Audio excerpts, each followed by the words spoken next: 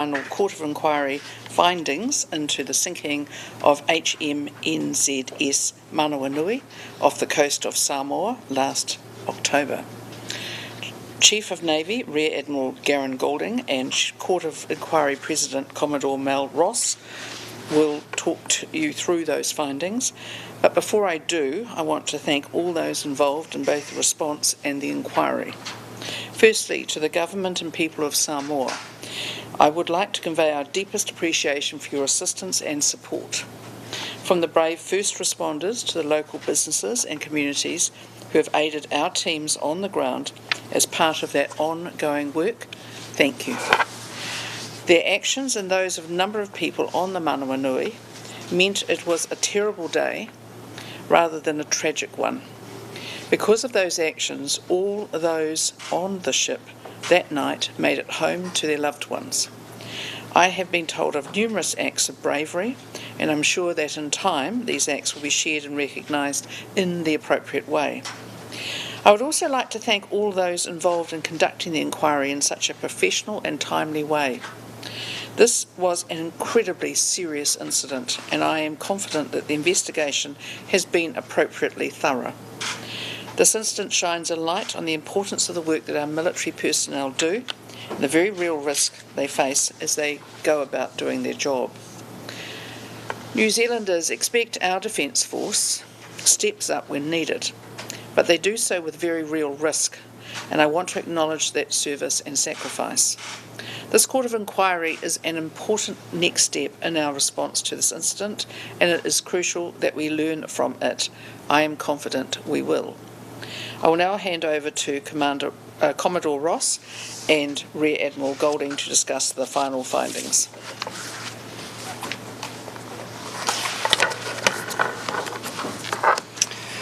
Kia ora koutou.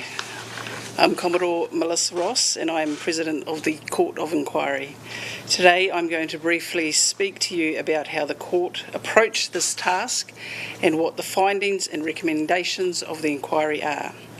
Firstly, the purpose of the Court of Inquiry was to inquire into the circumstances that resulted in the loss of HMNZS Manawanui in Samoa in October last year. The Court approached its task in two phases.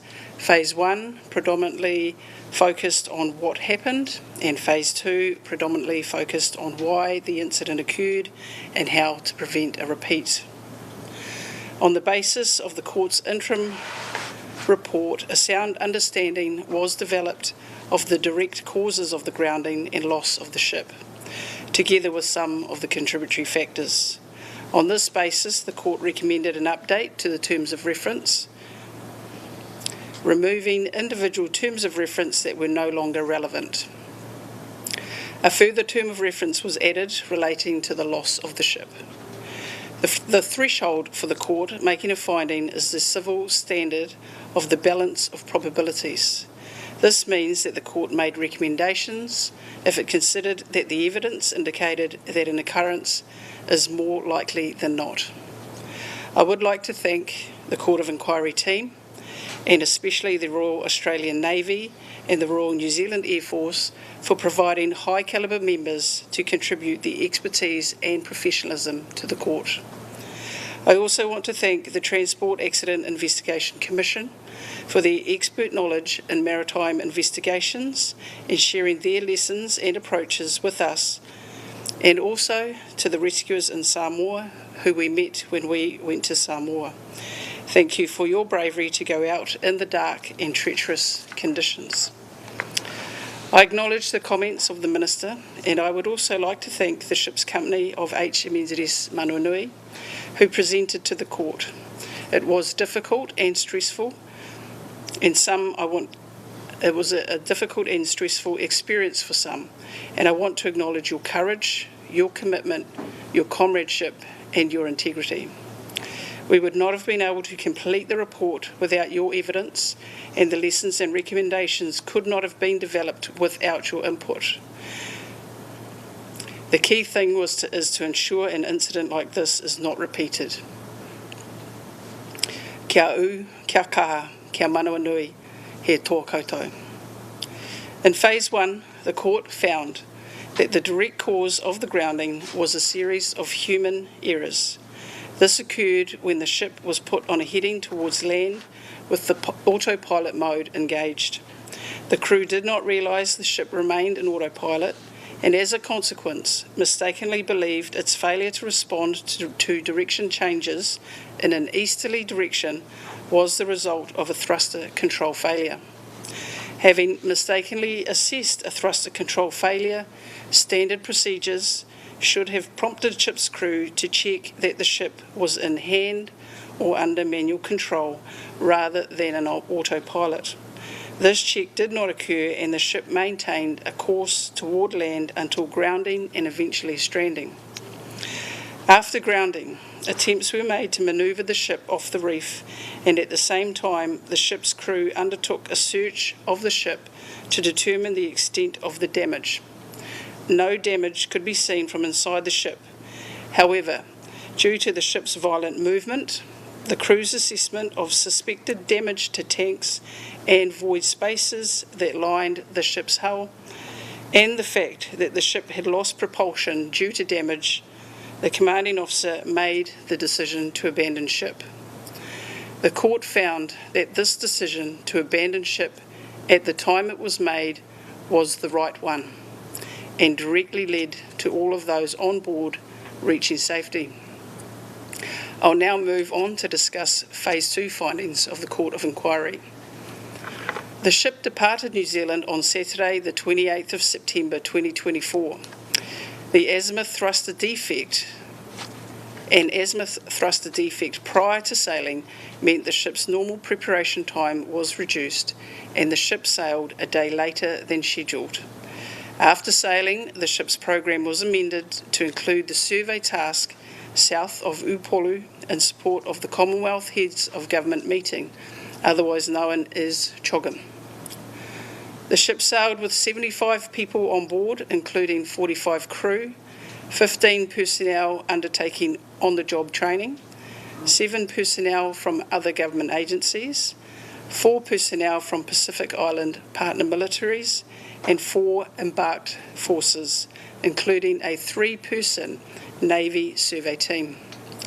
The ship had reported 20 personnel or people-related deficiencies that ranged from vacancies to positions that were filled with people of a lower rank. In the interim report, the court found some contributory factors, which are factors that made the incident more likely. I will now talk briefly through each of those 12 contributory factors. 1. Training and experience.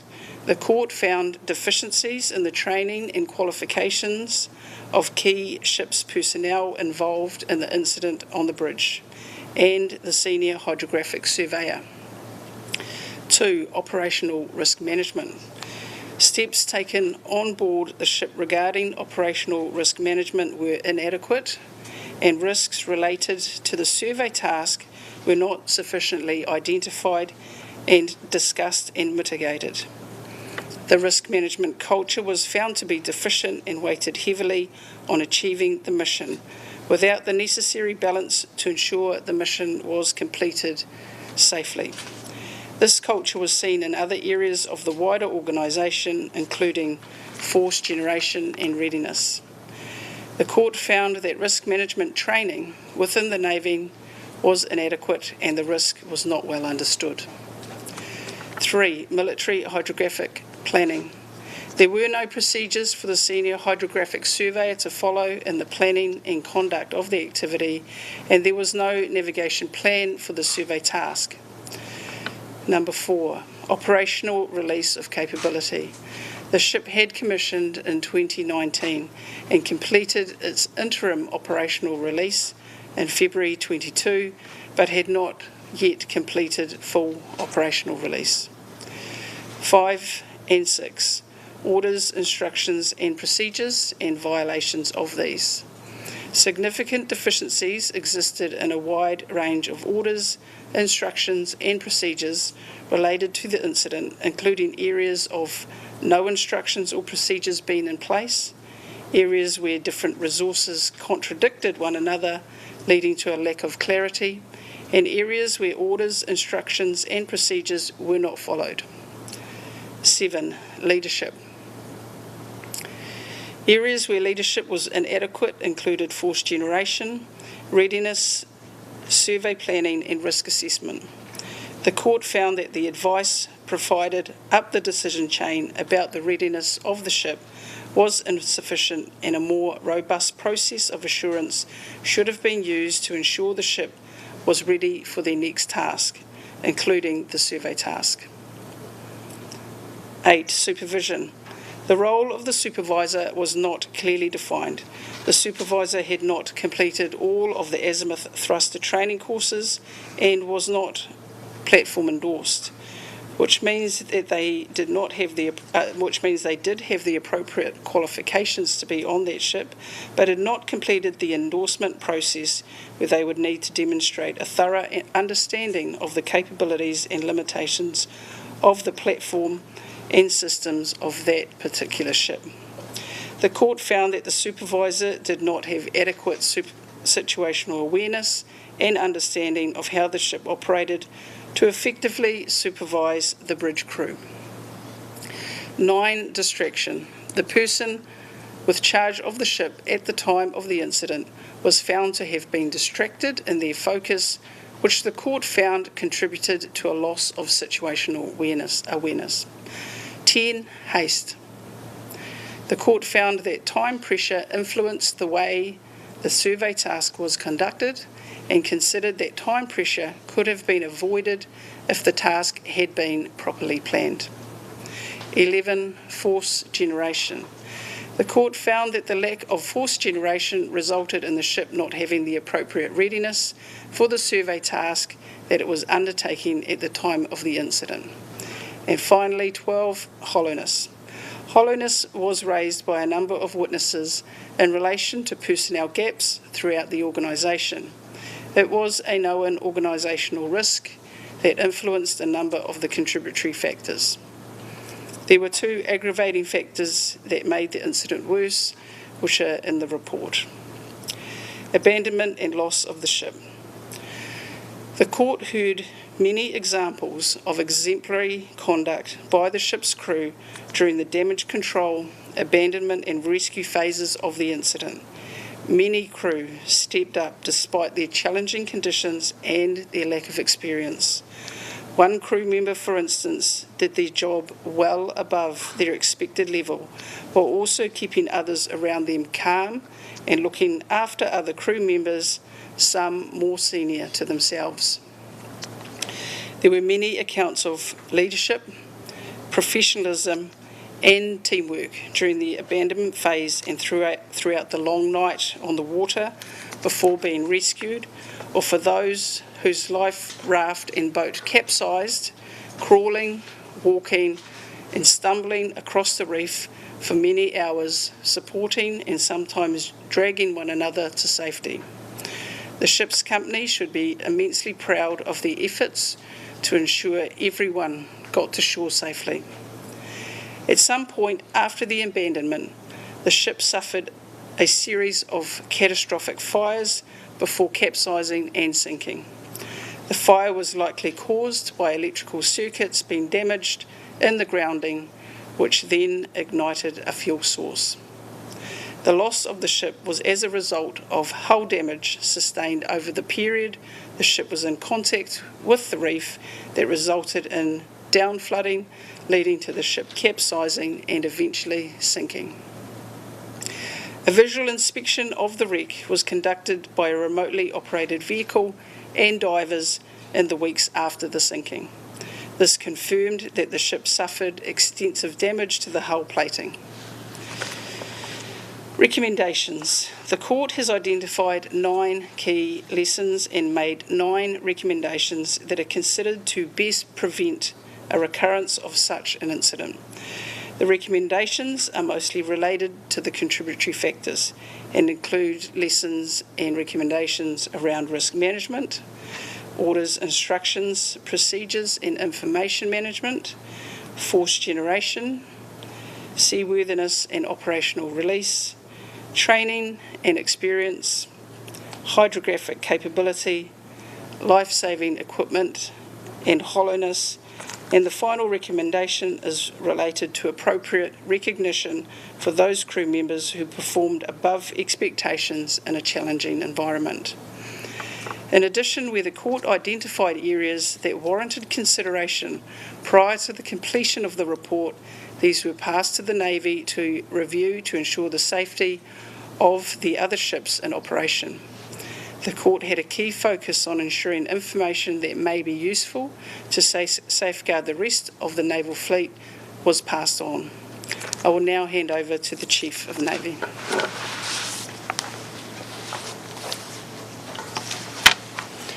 Kia ora koutou, and thank you for being here today. The last time I spoke here in November, I committed to you that when it came to the grounding and sinking of Manawanui, we were going to own it, fix it, and learn from it. I've said from the outset that we'd make this Court of Inquiry public, and today I'm doing it as part of owning it.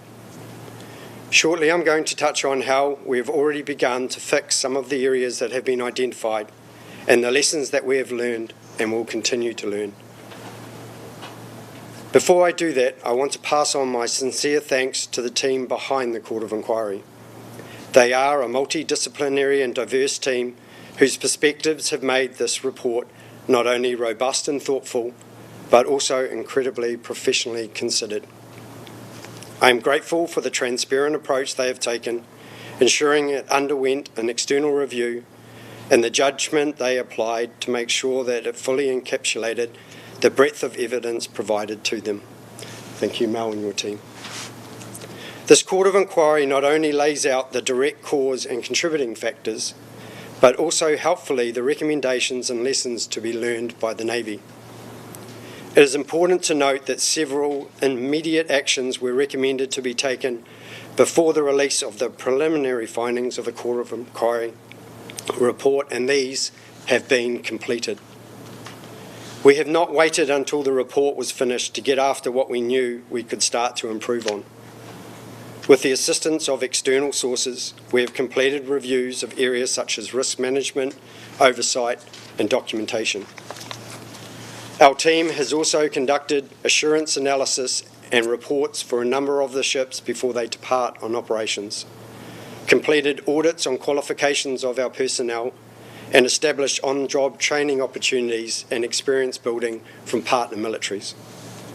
While remediation of many of the recommendations are already underway, others will take longer to resolve.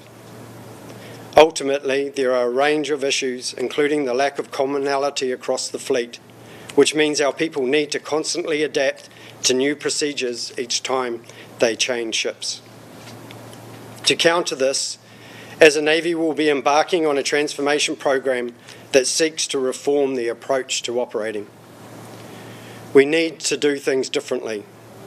We need to adapt to new technologies, change the way we approach what we do, and to find new ways to continue to deliver upon what is expected of us. This means investing in new technologies, streamlining the ways of working, reviewing and adapting training, and making sure our people are set up to succeed in their roles.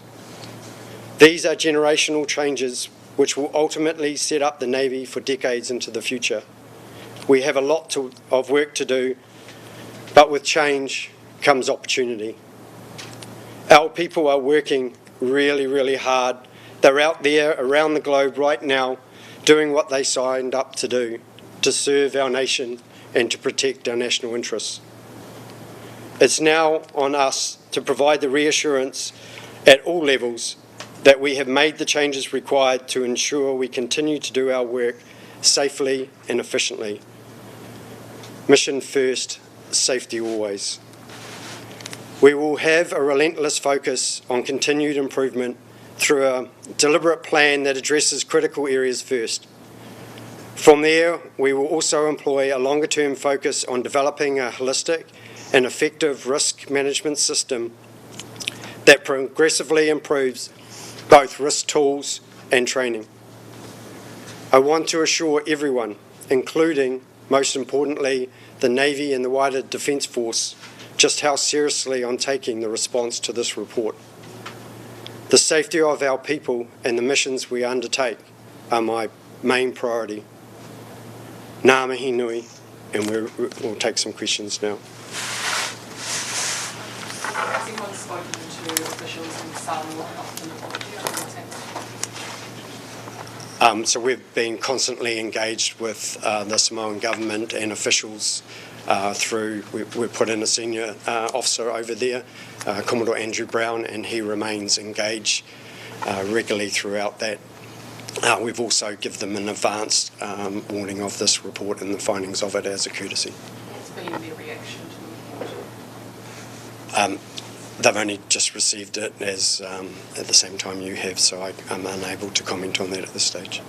And do you have an understanding of the environmental damage that this incident caused? So we've undertaken independent testing of the environment around Manawanui, and that independent testing finds that there is no evidence of contamination. How has the organisation of the Navy meant that it's come to this failure on so many levels? I think what the report highlights is an inconsistency in what we do. So I just want to stress that we do have safety and management systems. We do have risk assessment. It's just the inconsistent application of that. And so for myself and Navy leadership, it's really important that we ensure that our approach is consistent. And so we are we've accepted all the findings in the report, and we're getting after all of those findings. There's an inconsistent application in this circumstance. How confident are you that it has been consistently applied in other areas? So as I mentioned earlier, we've done a number of assurance activities. We've gone out and done a number of audits. So areas that were identified in relation to Manawanui, we've gone out and done audits and assurance activities. And I am confident that the ships that are deployed, like Te Kaha right now is deployed in the Middle East, supporting our New Zealand-led battle staff to conduct interdiction against the drug trafficking, and I'm confident that the ship there is set up for success in that regard. Sorry, you go. Has there been any inquiry or such into how this ship got on the water and began this mission in the first place with under-trained staff? So just to clarify, the training, are you referring to the deficiencies that were took out, or is that what you're referring to? So all our ships operate with a level of deficiencies in our personnel state. It's the key part is to understand what those deficiencies are to ensure that we can mitigate and do risk assessment. It's fair to say that wasn't conducted as well as we could have in this case. Minister, I just wondered if we could get your response to... Oh, thank you. Were you concerned when you read it for the first time? Well, I thought it was a very serious report undertaken with a great deal of care and diligence and honesty. So, yes, it shows you the fact that the Navy has been, as you know, that they went through a terrible time of attrition of about 17.5% at one stage. They're now coming back. But what it does show is that it wasn't only personnel who were lost, it was actually some of these other measures. And so it's very, very important. Look, I would say the Navy has completely taken on board the recommendations, even as they were becoming obvious from the inquiry. So that is a good thing. It's not just a matter, we often hear that we don't want this to happen again. This cannot happen again. This is a very serious loss to New Zealand and to the Navy, and they have picked themselves up and they are doing their very best to undertake all the actions recommended. So I'd say on that basis that I'm pleased at the response. There's no, well, we want to do that one, not that one. Do the lot, do it well, don't let it ever happen again. Minister, New Zealanders listening and reading about this Yes. would be understandably think that our Navy is not up to the task. What would you say to them? Well, our Navy has, as I said, gone through some pretty difficult times in the last few years. And yet our Navy has very recently done excellent work in the Tasman Sea. It's very good work going in Antarctica, very good work in the Middle East. It's a very small Navy. It's also done good work in the South China Sea. It's a very small Navy, but as the Admiral said, one of their issues is that they have about 7 ships, 5 different platforms, every single one's different. I mean, this is a situation that needs to be remedied. And I'm also, like every other New Zealander, thinking it was terrible that this happened, and it was a great loss of an asset for New Zealand. But the one thing I'd take, or 2 things I'd take from this, is that the report has been completely adopted, all the recommendations by the Navy. Secondly, thankfully we didn't lose lives that night, but the chances of that happening were quite clearly very high, and I'm very pleased that didn't happen. But I think it's an indictment on the fact that our Navy was left in quite a perilous state. And will the government do anything in response to this, whether it's money or any other response? Well, it's not specifically in response to this, but you'll know that we have the Defence Capability Plan coming out. I can tell you now it's moved from soon to very soon that will be released, and I think you'll see that the government, the coalition government, we are taking this extremely seriously. And it's not only the Navy as well, it's the whole of the Defence Force needs a serious uplift. So very soon means before the budget? Very soon is better than soon, in my opinion. But I'm, as I said, actually quite happy with what I know is coming. Thank you. Is there any conversation around potential compensation for the villagers that have been affected by this? Because Yes. they feel that their livelihoods have been. It's not something that I can get involved in as Defence Minister, but I understand that we have a lot of discussions at the Foreign Ministry end and Prime Minister end with the Government of Samoa. I think it would be unwise for me to get involved in that. So who can speak to that? That would be the probably the Foreign Minister, actually. I have a So there's question. been a lot of reference to the bravery shown by Manawanui staff on this report. I was wondering if you could get a reaction to the bravery that has been shown.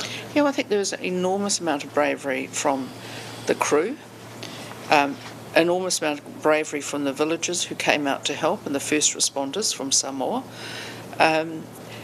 It shouldn't have had to have happened though, you know, so, but look, as I said, the actions of abandoning ship when it was, the actions of bravely and without panic exiting and getting off not only naval personnel but personnel from other agencies and other countries as well, and they all got to land safely. That is actually slightly, and in those conditions, to me, that was an astonishing piece of work. But as I said, it should never have had to have happened. But I would like to acknowledge the bravery and also the presence of mind for people to do that. This report makes the connection clearly that the ship was not expecting, it was only once it had left New Zealand did it pick up the responsibility for conducting the survey operations for CHOGM. Why would, firstly, who asked the New Zealand Navy to pick up those operations, the survey operations? So the survey task was known about, and the planning had started for that survey task. It hadn't been officially taken on until after the ship left, but all the planning. Where did that request come from? Where did it come from? So it came from CHOGM, the planning in the CHOGM. And so the Royal New Zealand Navy was in a position where it accepted that request for the operations knowing that you were deficient. So what the court found was that that task was accepted, and then it was passed to the ship. Names and titles seem to be redacted as far as I can make out in the report. Is there a reason for that, given some of them are a matter of public record? So there were 3 main reasons for the redactions, and one of them being protecting personal privacy. The other reason, national security, and then the protection of the in confidence way that the information was given to the court. Can I just ask more about this personnel deficiencies? I'm not sure. Can you just explain what that actually means? You said it's done normally working with deficiencies. Does that mean, is that because of the situation, or is that a normal thing on any Navy ship anywhere in the world? It goes back to my earlier point that we're currently operating 8 ships, 5 different types of ships, and so if we require people to go from one ship to another whilst they are experienced and trained specifically for the different systems on one ship, the systems, propulsion, bridge systems are different on the other. So they will take generic training with them, but they will require top-up training in order to be familiar with those ships. We're unable to, in order to crew in a timely manner, we are having to understand what the delta is from what the position requires to what training they have, and then mitigate through that.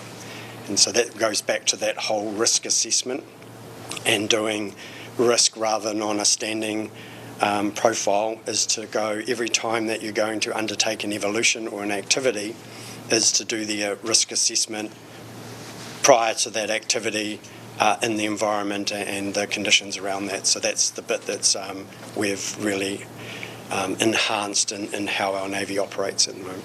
So if you've got 20 out of 45 personnel deficiencies, that seems like a lot. Is that a lot? Some of them are quite minor deficiencies, so it could be a passport, that wouldn't be the case, like a medical condition or something that we have accepted and they're on there. So some of them are quite minor in the impact of it, but we still record what the deficiencies are, aiming to get the right person, right qualification and right experience in the role that they're going, is our ultimate aim. What happens next in terms of possible disciplinary action? So there is a disciplinary investigation underway, and I think it's important to maintain the importance of that is just to not speculate and allow that process to be undertaken, so that it's underway is probably where I'll go with that. Time frame for that at this point? No, it's they started interviewing last month, and how long it will take is how long is necessary from that process perspective. So it started, is the point? It has started, yes. You mentioned the Takaha and other ships out Yes. there. How are they facing similar situations to this? How do we know they're not in the same situation as what's happened here? Yeah. So, for example, I'll use Takaha. Takaha underwent a 7-week preparation, what we call a workup. Then they did a mission readiness evaluation with an independent team called our Maritime Training Group went on board. And so they did an assessment, and we've done audits on them for an assurance side. So I am confident that the Takaha has deployed and has all the capability required to implement their task. In that case, was the decision to pick up a survey for the Manawanui also a factor towards the fact that it's not? I think when it comes to the survey being an additional task, the necessary requirement was to do a risk assessment of that additional task. So our capability sets need agility and flexibility to undertake their operations, so there was always going to be a pivot. Our ships need to be prepared once they deploy to pivot to undertake additional duties and activities, so that's innate within it. What we need to do is, as we do those pivots, is to make sure that we do the right risk assessment so that we can safely undertake the task. And so the report found that there was deficiencies in that area in this circumstance. But as a result of the Court of Inquiry, I have done an operational pause on our hydrographic capability, and they're undertaking assurance so that I can, once they provide me the assurance, then I will start releasing that capability again. And that was just as a demonstration of the importance of owning it, fixing it, and learning from it. And we did find that through the court process, which we provided early to Navy to look at, rather than wait till the report was finished. Yep. Yeah, so just in terms of losing a $100 million ship for not turning off or whatever, what sort of message, or how would you think, or how should New Zealanders view our Navy? How should our adversaries, how should our allies view our Navy after something like that? I think you need to understand that when we are conducting our operations, we're conducting them globally. We conduct them in very difficult and challenging environments, and the responsibilities put on our people. If they make mistakes, they have consequences, and significant consequences. So it's the complexity of what we're asked to do in the environment is not normal. But yes, we've, as part of it outside, it's a bad day for the Navy. Our reputation has taken a hit, and as part of that, owning it, and we need to learn from it and get after it. But I will point out, we are operating, as the Minister said, deployed in the Middle East in support of a 150 battle staff, which is run by New Zealand, doing really important work as part of the multinational security architecture there. We've had Aotearoa deployed down and support our American partners and Antarctic New Zealand and resupply. And then our response in support of our Tasman brothers and sisters in response to our Task Group 107. And Aotearoa is deployed into the now up to Southeast Asia, and they will conduct enforcement activities as have been previously notified by our Prime Minister later on this year. So we're out there supporting our partners and doing our business. Has there been... Just in terms of, you've mentioned all those operational deployments.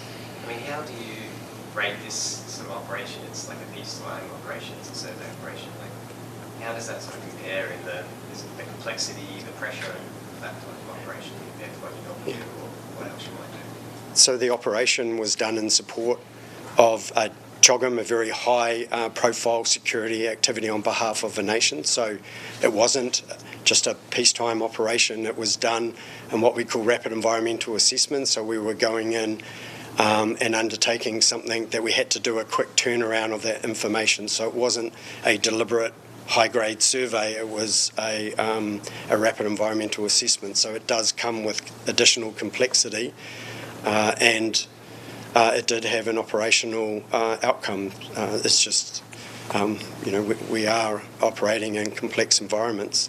It doesn't say that we did everything right, and that's what the report indicates, and we just need to get after fixing those mistakes and improving.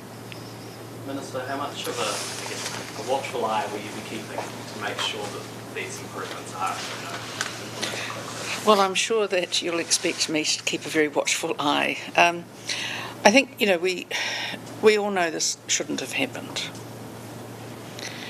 And really bad things happen from time to time. And hopefully it never happens to any other Navy as well. Because every other Minister of Defence that I've dealt with since then has been enormously supportive of the work of our New Zealand Navy and their ability to own up to errors and to fix them. Because this could happen in certain circumstances to many other navies as well. So everyone has been incredibly helpful and understanding about what a terrible situation. But in terms of watchful eye, I think the Navy, the Air Force, the Army, the Defence Force know that I'm watching them all the time in a really positive way as their auntie and their minister. So, look, I've got great confidence in them. I have no problem dealing with difficult situations. It's how you then learn from that, fix it, own it, just get on and sort it.